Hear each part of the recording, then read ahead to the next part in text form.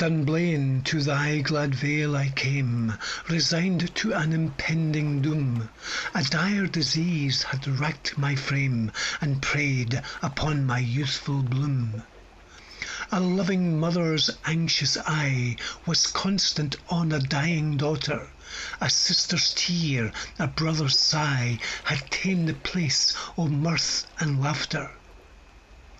All that had so bright, so fair, late charmed me with the gayest smile, had fled, and left me to despair, for they had smiled but to beguile.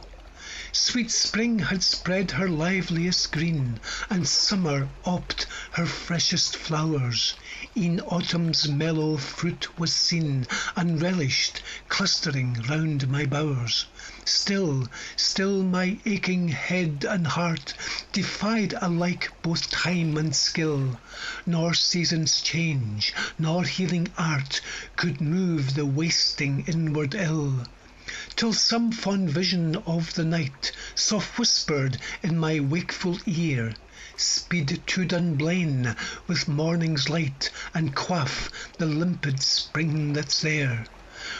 And when returning strength has told you might aspire to bolder deeds, go, find a charm surpassing gold in strolling through the verdant meads, or wandering down the banks and braes which grace proud Allan's winding stream, those scenes of many a poet's praise, their best and most inspiring theme.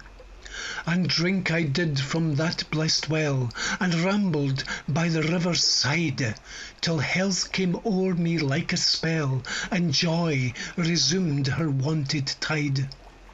Then thanks be to the fount that gave the timely, friendly aid to me, which saved me from an early grave. Dunblane, Dunblane, all hail to thee!